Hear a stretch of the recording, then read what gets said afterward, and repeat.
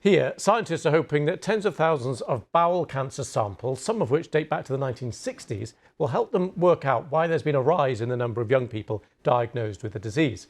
Scientists are planning to test thousands of samples that have been stored in a hospital basement for more than 60 years.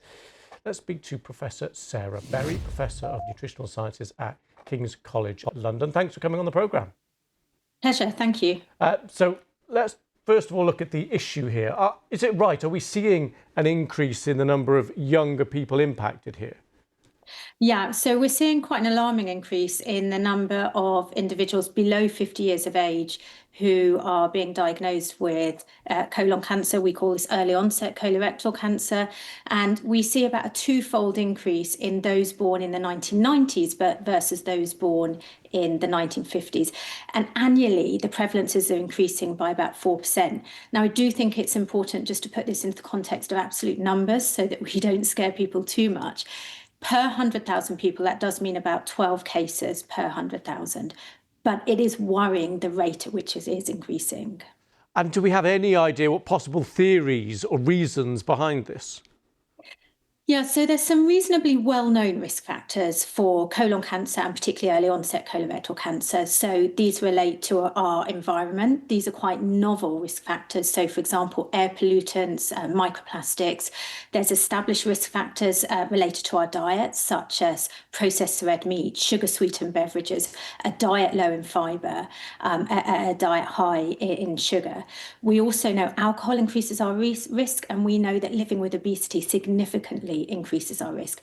But where it gets really interesting is that we're starting to understand that many of these risk factors may be acting through our gut microbiome. And this is something we're also working on at King's College London in collaboration with Zoe from our large PREDICT studies, doing very similar research to this fascinating research that the Boomer study is doing as well. And what about the issue of testing? Because it's easier to get tested as an older person, presumably, than a younger person. What is the state of play right now?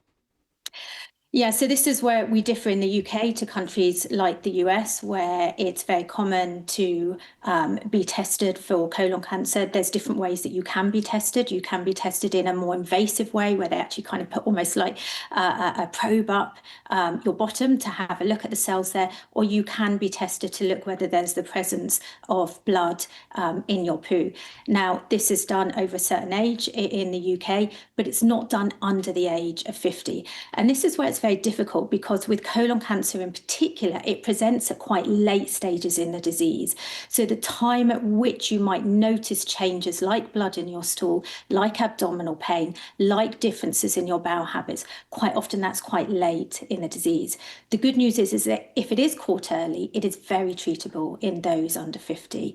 And I think something else that we need to also take away as quite a positive thing with this is that many cases of colorectal cancer can be preventable through diet and lifestyle choices. We know that about 60 to 70% of colorectal cases are accountable due to diet and lifestyle, the kind of factors that I've just mentioned.